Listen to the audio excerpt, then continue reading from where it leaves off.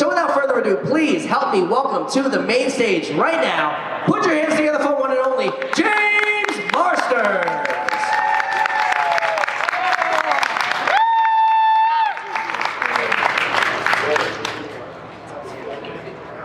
Hey, beautiful people. Hell yeah. So I just want to say, you guys can ask me anything that you want. Like, if you want to try to embarrass me, great. It's impossible. I don't necessarily promise to answer anything that you ask, but you can try. So yeah.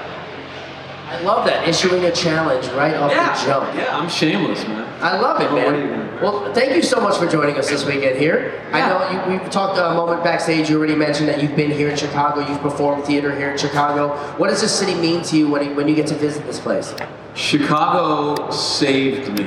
Oh, I would love to hear about this. Yeah, I went to college in Manhattan at Juilliard, and I'd been acting since I was 10 years old. But I went to they say that now Juilliard is a good program, and I believe them, and I've talked to people who've gone through the program now and they loved it. Back when I went there, it was like the low point, so it was horrible. And they kicked me out after 2 years. And they kicked you out? Oh yeah, and they said, stop acting, you're no good, and you got to quit before you get bitter. And I was like, guys, I've done like 30 plays before I met you people, and I was doing real well before that happened. So I think I'm going to go back to what I was doing before I make that decision. Thank you very much. But it was in the late 80s, and so I get out of that, and I try to break into New York theater, but all of this, like the smaller theaters, the smaller professional theaters, the entry-level stuff, was gone. It was a wasteland in the 80s, because all of the real estate prices were so high in the 80s that those places couldn't pay their rent. And it was, there were no props shops left in Manhattan for Broadway. There was only one rehearsal space. There was nothing. So I just spent a couple years bartending, and kind of the dream was starting to slip away. So there were just like no opportunities in theater at that time in New York? No, man, there was the big Broadway shows and there was nothing else.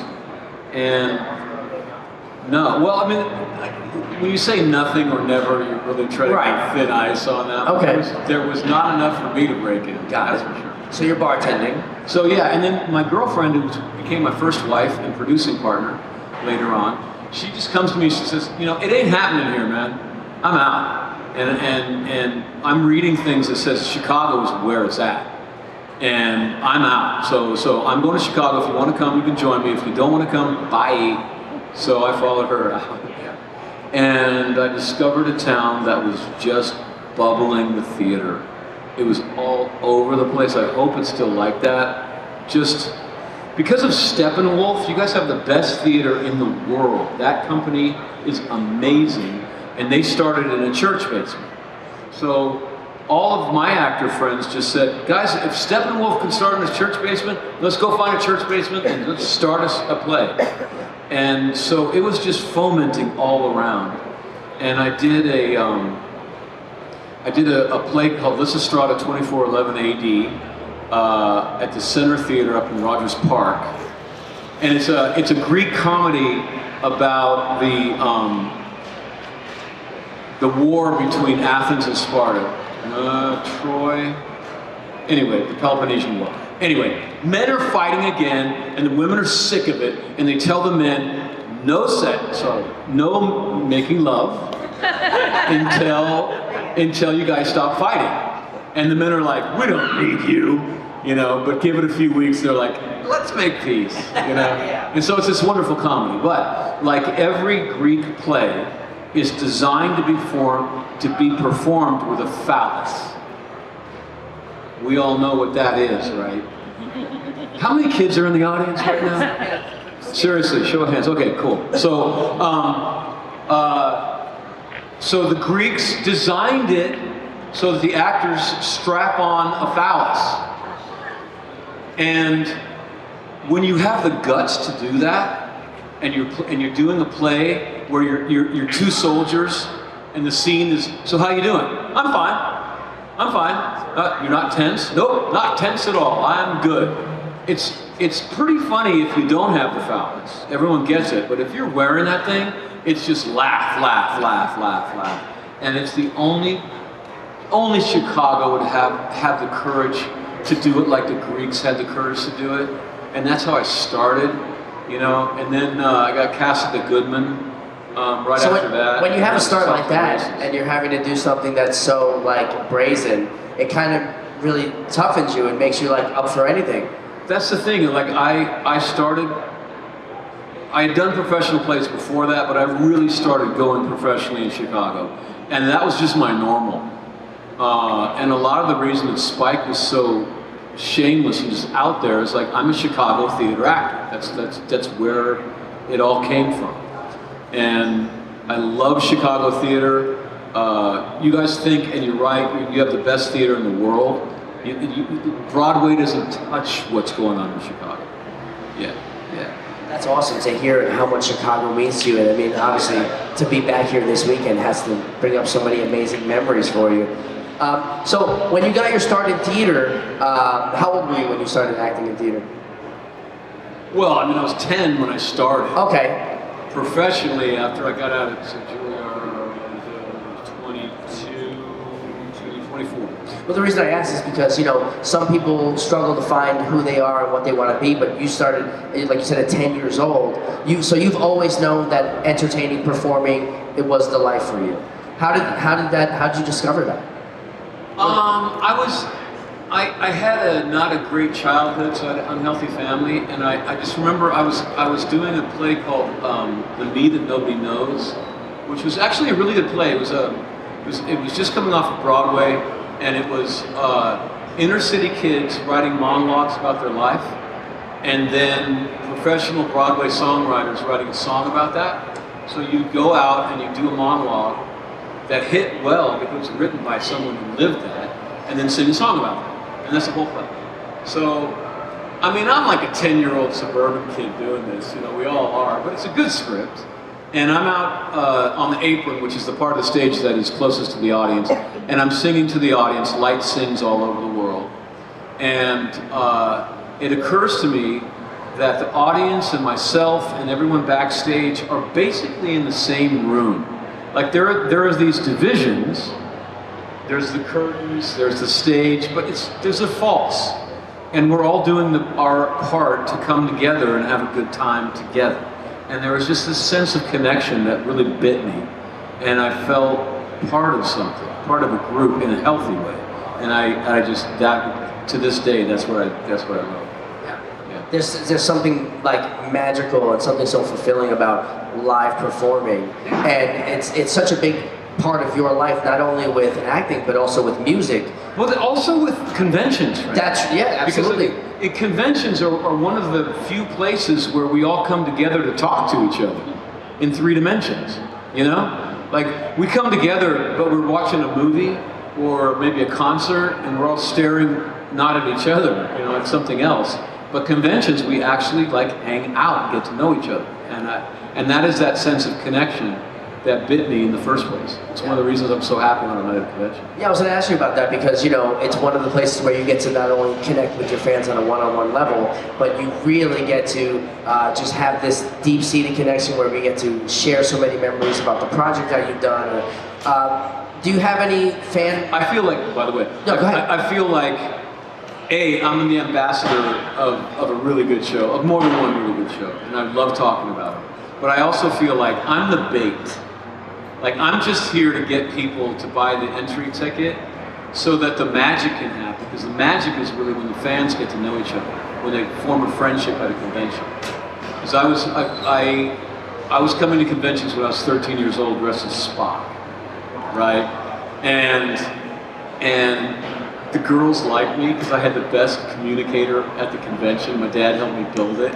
And I was popular for the first time in my life, and I was like, so, I remember the talkbacks with Leonard Nimoy and the cast. I remember like getting an autograph when I could afford it. That was great. But what I really remember, the magic for me in that memory, is meeting other people Yeah, I think that's one of the best parts and the magic of these conventions is the sense of community. And even though we all have our individual fandoms, we're all here together to celebrate and lift each other up and just become one. It's such a beautiful family. And every city we go to, it's the same thing. We're all here to just share our love for these different entities, these different franchises, these different characters, and to get to meet you in real time and ask you the questions that we've been dying to ask. It's such a privilege for us to get to speak to you, to meet you, to get your autograph, or even just to take a selfie and be like, hey, I met Spike, you know what I mean? Yeah, it's so weird. Like, when I go home and I talk about myself, my friends are like, shut up, man. Talk about yourself all the time. But then go to a convention, tell us more. Well, obviously we have so many fans here. We definitely want to get to some of these fan questions. I can sit here and chat with you all day, and maybe we'll catch up a little bit later. But we do have an audience mic if you guys want to step on up. We have someone here to break the ice. Hi, what's your name and what's your question? My name is Nicole, and first of all, I just want to say Shadow Puppets is highly underrated. I absolutely love that movie. The head of 20th Century Fox Casting told me, you get one of those, James. If you make another one, you will never work in this town again. And secondly, I don't know if you can talk about it, but can you tell us anything about the continuation of Buffy? You know, in specifics, I probably shouldn't talk about. In general, what I will say is that there are some very talented people that are going to be working on it. Sarah chose very well. Chloe Zhao is one of the most talented director-writers in Hollywood right now. She did a film called Nomadland, which is streamable, and it's an independent drama, and it is amazing. And she also directed a Marvel movie. So she knows character, she knows story, she knows drama, and she knows special effects and stunts, and all. She's a perfect person to direct the pilot. And then the Zuckermans are a female team that are going to be the showrunners for the show if it goes to series, and it's going to go to series. Their show right now is Poker Face, which is one of the best shows on television. So, like, the pedigree on this thing is just phenomenal. Every screenwriter in Los Angeles is a Buffy fan. So there is a feeding frenzy of all writers are trying to get on that show. So they're going to have their pick of the best. So it's going to be awesome. And also, too, you and Charisma were great in Supernatural. Thank you so much for your question. That's when I realized that Charisma was a nice person, by the way. I had no idea. A good actor will fool you, and that you'll think that they're like their character. And so I thought she was that popular cheerleader type. And I'm a punk rocker, and I knew that if I talked to her on the Buffy set, I was going to get myself fired. So I avoided her like the plague. And we finally got to know each other when we did Supernatural, and I was like, I'm so sorry. I've been judging you for so long. Oh my God, you're just a wonderful person. She's like, yeah, I was wondering why you never came around. All right, hi, what's your name and what's your question? Hi, my name's Susie. I'm a big fan of shows that have leads, that have like chemistry. Like I was a big fan of Castle and Sergeant Enterprise. And as the seasons went on, I saw the chemistry we had with Sarah Michelle Gellar. My question is, was that organic where you two just had that even from the beginning? Or is that something you can act? Because later on I heard on Castle that the two leads hated each other. And I was like heartbroken. And I'm like, is that something you can act, or is that something that Obviously, yes, yeah. I will say, first of all, if anyone but Sarah Michelle Gellar had played Buffy, we never would have made 7 seasons. It would have collapsed. Because we worked up to 20 hours a day, which is unheard of. Like, almost every show will film 12 hours a day, because after 12 hours you have to pay the crew double. So they don't want to do that. Buffy had enough money, and we were doing a very complicated show. So we were doing 16, 18, and often 20-hour days. Sarah was in almost every scene. Like, I was in about a quarter of the scenes, and I felt like they burnt me to ash. Sarah was always on time. She always had a great attitude. She always knew her lines perfectly. She always met her marks. She was a monster. If I had been Buffy, I'd have had a nervous breakdown under that workload and the pressure. She just bore it all effortless. And I think that she appreciated that I always knew my lines too. Frankly, you know, like she was always on her game and I was always on mine.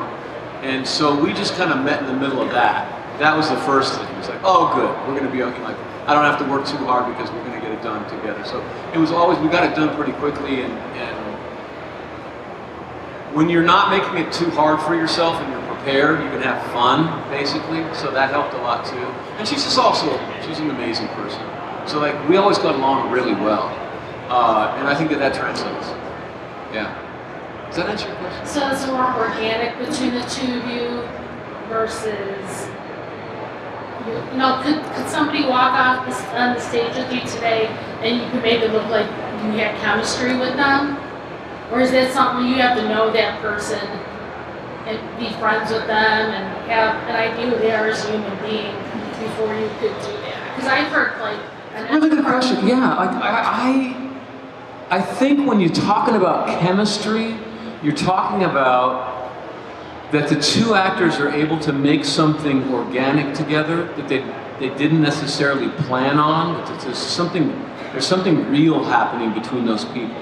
And I think that to do that, the trick is that you have to listen to the other actor and pay it. Don't think about yourself so much and think about the other character and what you want to get out of them or what you want to give them.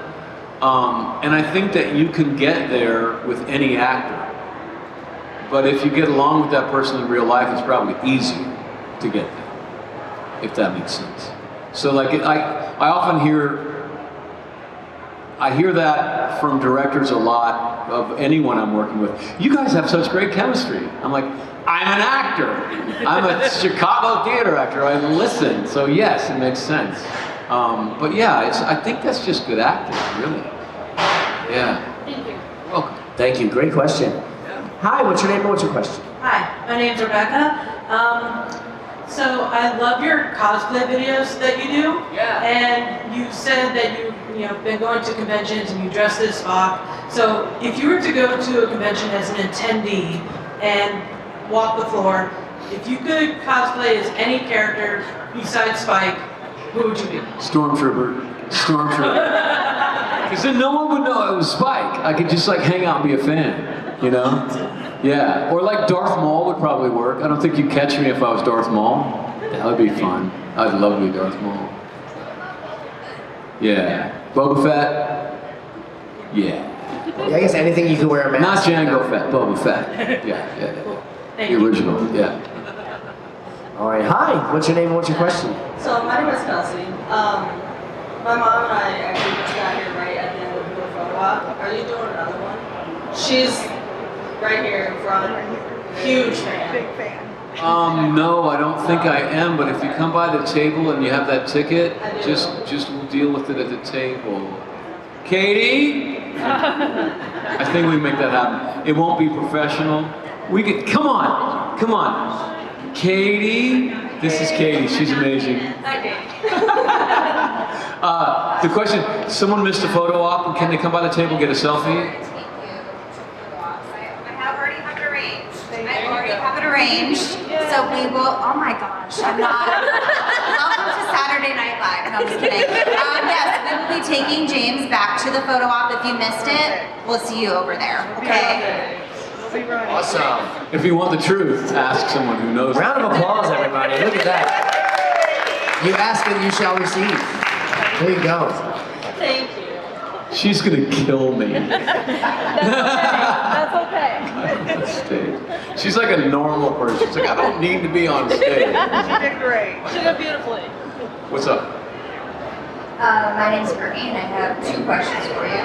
The first question is, in the episode of Once More with Feeling, did you actually sing your song, or was that someone voicing for you? That was me. That was all of us. That was the big argument about that episode, by the way. like Tony Head and I were comfortable singing publicly. But the rest of the cast were not professional singers. And they had a really good argument that they were being forced to do something that they weren't professional at in front of a the world, and that their careers were going to be flushed down the toilet. Like Sarah asked, can I juggle chainsaws instead of having to sing? Like that would be safer for my career. And they had a good point, you know? But no, I think what happened was we used to have Shakespeare parties. We would get together and read Shakespeare. And I was that guy who brought his guitar to the party. You know that guy? But it worked. So I played some songs, and then other people would bring their instrument, or there's someone, they had a piano there, and so we'd start playing piano, and we would start singing together. And at some point they realized there was enough talent for singing in the cast that they could do a musical. But yeah, it was a fight to get some people to sing. Your song is my favorite, by the way. Yeah, thank you. And then the second question that I have for you, could you give a little bit of more background of how you came to take on the role of Harry Dresden as the narrator of those books? Man, I don't know why Jim Butcher. I think Jim Butcher, who writes those books, I think that he's a Buffy fan because he has taste. And I think when he heard that I was not English and that was acting, he thought, hey, maybe he has the chops to want him to read the book. But I had never read a book before, and I thought it would be easy. No, it wasn't easy. I was like, what, you just sit down and read a book and they pay you? Yeah, I'll do that. And what I realized was I was used to acting on stage where you get energy from the audience and you get energy from your fellow performers, and the energy is just pinging all around. And when I get off work from a play, I'm more energized after work than before work, right? When you do film, you don't have the audience to give you energy, but you have the other performers, or we're bouncing energy between us. So it's not that tiring to film. It is, but not that tiring. When you do a book on tape, man, it's just a microphone. And it's just an energy black hole. And it sucks the life right out of you. And at the end of the day, 8 hours of reading, I just go home and I just like crawl into bed and I was like, this is a lot harder than I thought. So like the first day we went to lunch, and when I came back from lunch, the director was surprised. He was like, you TV actors, you usually go to lunch and I hear from your agent that you're not coming back. I'm so glad you actually came back. But yeah, I feel like I learned on the job. Like I was listening to books on tape, and I was getting offended. Like I remember driving, and it was late at night, and I was listening to some book on tape, and the person goes like this, literally, they go, and then he killed his best friend, sat down, and cried. And I was like, F you, man! And I just ejected the CD, and I threw it out, and I promised myself, if I ever do that job, I've got to read it like I care. You know? I'm not going to go slow and careful. I want it to sound like someone who's like, dude, you have got to hear what I've got to say. My God, this thing just happened to me. You're not going to do it. Here we go. And like, go fast, go passionate. Don't be careful. Just jump off the cliff. And I quickly realized that there's a reason why they go slow and careful. It's because you have to get a certain amount of pages per day, or else the boss gets really mad because you have to spend more time and money to get the thing done. And if you go slow and careful, you can actually get a lot more pages done. And the editor doesn't have to work so many days, and it's just cheaper. And I was just like, well, I get it that that's cheaper, but that's going to be terrible. So no. And so I was like, they're probably not going to have me back for the next book, but I'm going to try to make this as good as I can. I'm going to go fast. I'm going to make mistakes. The editor's going to have to earn their pay, and I just want to make it sound like I care. And luckily, I think the first book sold well enough that they were like, let's have James back. Yeah, it's fun for me. Thank you for your question. All right, hi.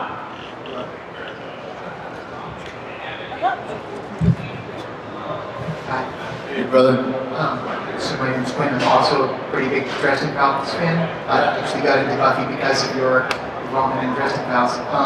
So I always wondered, did you, to narrate Dresden, did you kind of channel your energy from Spike or kind of channel that character a little, or is that a more unique attachment to you? That's the weird thing. Like the nice thing about Dresden is it's all accents that I'm familiar with, basically. They're all kind of Western European or American accents. And so I can do, like in a Dresden book, there might be 30 different kind of accents flying around. I've done other books where I've had to do like West African accents and all these like Chinese, Japanese stuff that I would never get. Like, it's so weird when I prepare for those books, I'll be doing the dishes, you know, try to get like a Chinese accent together, you know how they sound like they do, you know, they sound like this. And my daughter's like, Dad, that's racist. You can't do that. I'm like, I'm preparing for a job, man. I don't care. I don't want to hear that crap. You know, so you got to be careful with that one. But that being said, it's interesting to me that I don't know that I've done a lower class English accent on Dresden. You know, because in England, if you talk like this, you're lower class and you can't get a cab and no one will pay attention to you. The cops will beat you up if they can, you know. But if you talk like this, of course, then you're from wealth and everyone kisses your backside like that. So it's very weird that all of the accents on Dresden, all these wizards and stuff, they're all upper class. And I haven't really done, I'd love to do a lower class, more Spike accent. I love that accent, but it just hasn't really been called for. So yeah. So write Jim a letter and say we want a lower class guy. Yeah, put some dirt. Get on Reddit, make it happen, everybody. What? Oh, Binder? I forgot. What book was that? It was, okay, so I've done it. Binder. Okay. Obviously my memory is not perfect. Man. Thank you so much for your question. All right, hi, what's your name and what's your question? I'm Sullis. I'm a huge Smallville fan.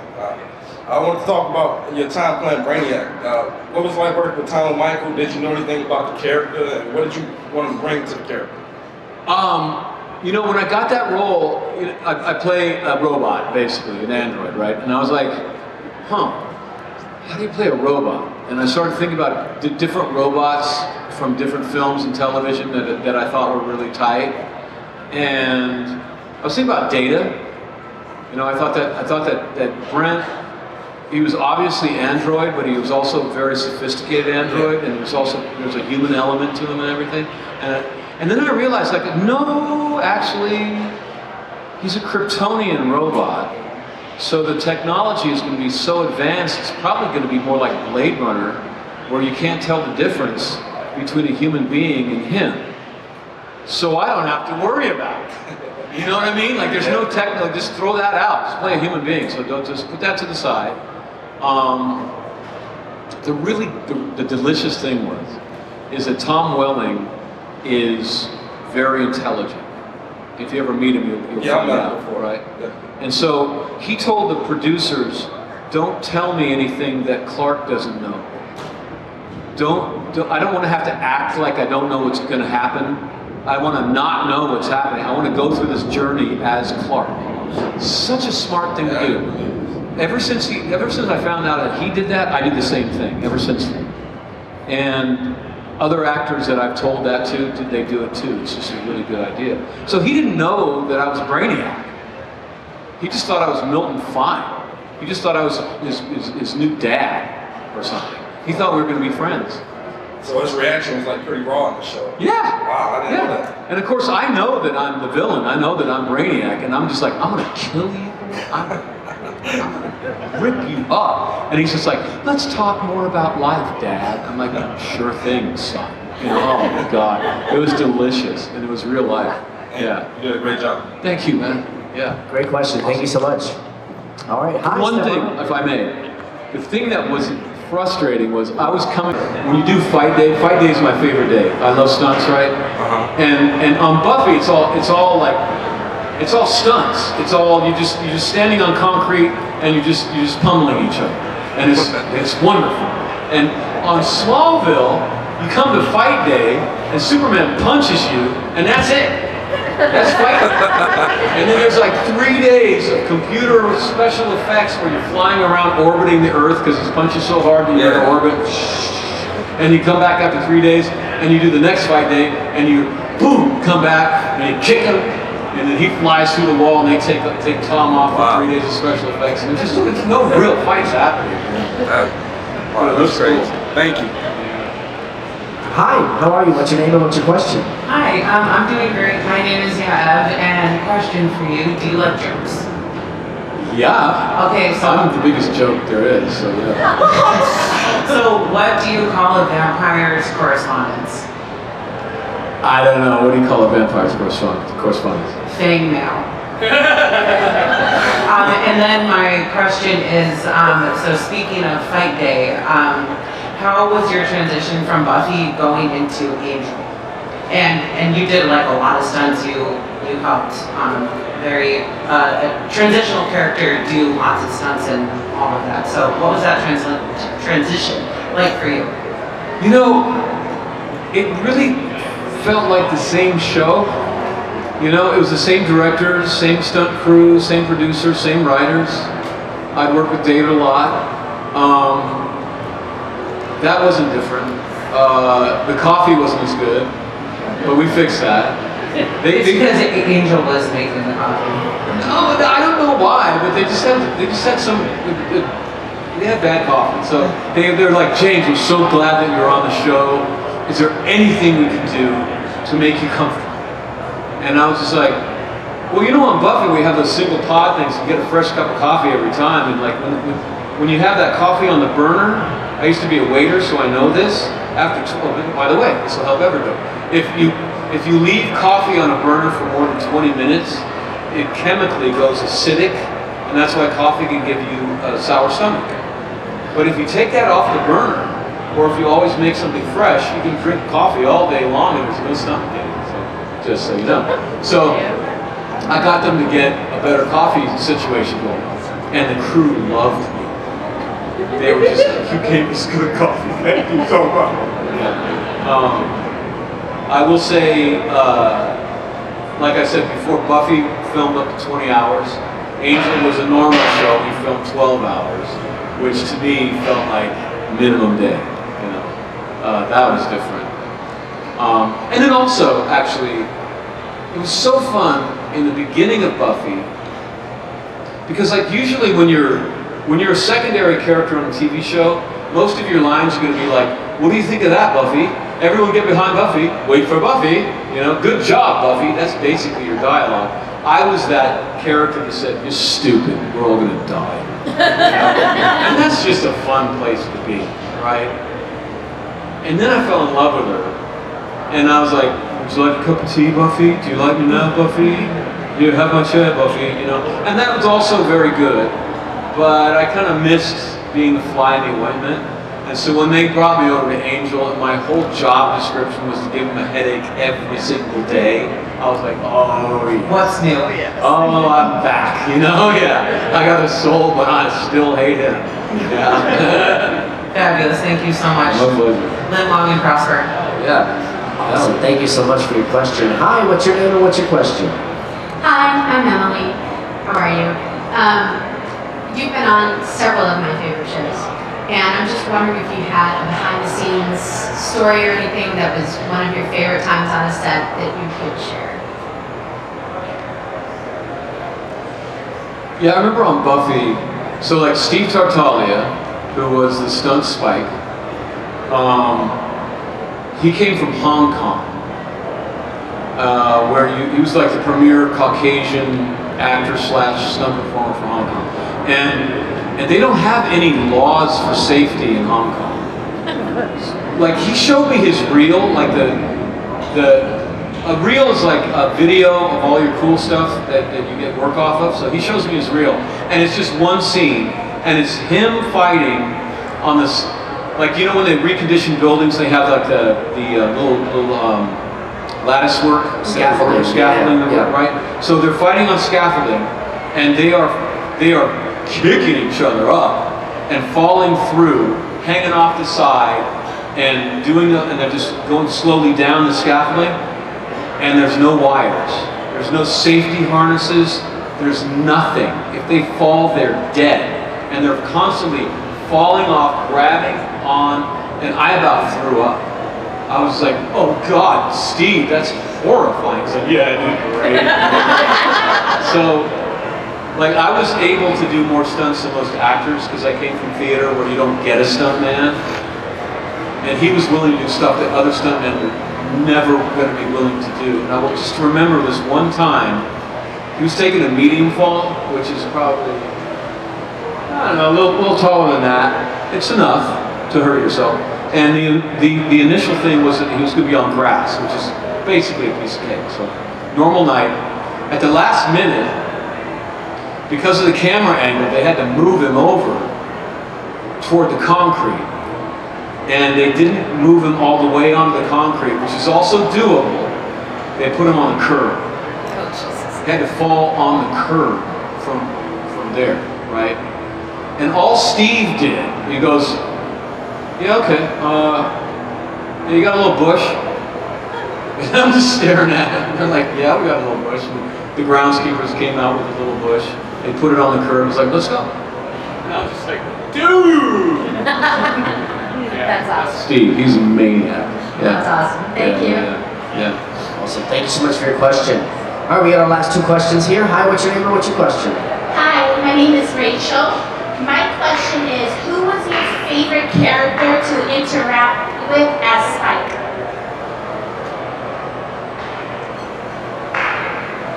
Giles. See, Tony Head taught me so much about film acting.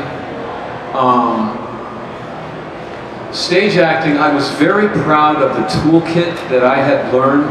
It took me decades to learn the tools necessary to not suck on stage. It takes a lifetime.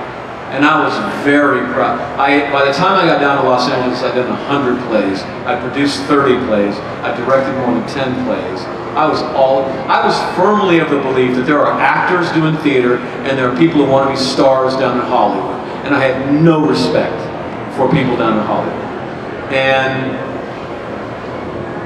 the thing is, on stage, your face is this big, right? No one can see your eyes. So it's all about pushing your inner thought life way out in expressiveness so that people way back there can tell what you're thinking, you know? And the camera doesn't need that. The camera's as close as a lover. It can see what you're thinking. And so it's an entirely different toolkit. And I didn't clock that yet. And I remember watching my first few episodes and realizing very quickly that I was getting away with some overacting because I was a vampire. It was working, but it was too much. And I was filming with the cast of Buffy, and while we were filming, I was like, you people are boring me, man. You guys, it seems like you don't care. You're just kind of shuffling around, go home. But then when I watched the show, I realized that they were the only people that were believable, really. And I was like, I've got to go back to school. And obviously the best actor on Buffy was Tony Head. And so I went to the school of Tony Head. He didn't even know, by the way. I would just come to work when I wasn't even in the scene and sit on a little Apple box and watch him. And mostly watch what he was not doing. And how much I could barely hear him. And how simple, he was just being very simple and very real. And I think he saved me. I think if he hadn't been on that show, they probably would have killed me off because it was too much. Yeah. Thank you. My pleasure. All right, we have our final question. Hi, what's your name and what's your question? Hi, my name is Allison. So, my question, my mom and I have been watching Buffy. It's taken us like 4 years, and we still have 2 episodes left. Just because. A lot, right? Yeah, and we also kind of suck with time management skills. But, so my question is, and I'm risking it all for the biscuit. As Spike, can you please ruin the last 2 episodes of Buffy for me right now? Please. Please. I need it. If anybody is going to ruin, I've gone this far without spoilers, and like, it's an old show. And I've gone this far without knowing what happens in the last 2 episodes. But like, when am I gonna have another chance to have it ruined for me by my favorite character? We worked so hard to give you a journey and an emotional impact and an experience that will help your life. Like what we were saying is, it's hard to be a human being. The world is harsh sometimes, it hurts sometimes, but it's worth it. Keep going, don't give up. That's what the whole thing is about. And so the whole thing, there's a candy shell of vampires and stunts and all of that, and makes it makes it very delicious. But at the center of it is this very beautiful truth, right? And I would not want to ruin that for you. I want you to have the journey.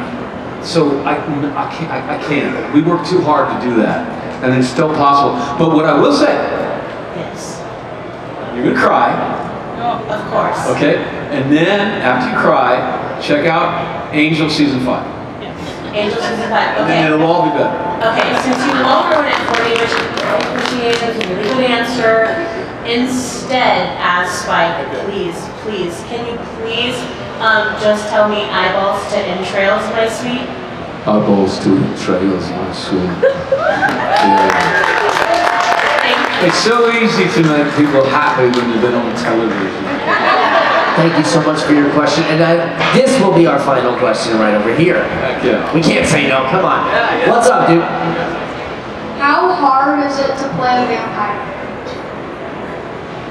That's a really good question. I don't think anyone's ever asked me that before, actually. That's a really good question. It's kind of weird, like, because when I'm acting, I'm trying to be honest.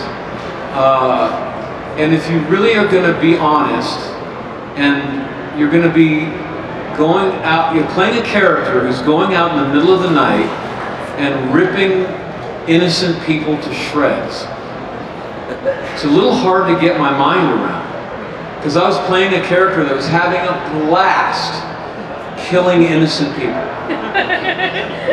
So, you know, like, you could kind of fluff over that and just be like, oh, I'm just having fun, or you could really try to dig into it and make it real, which is what you should be trying to do.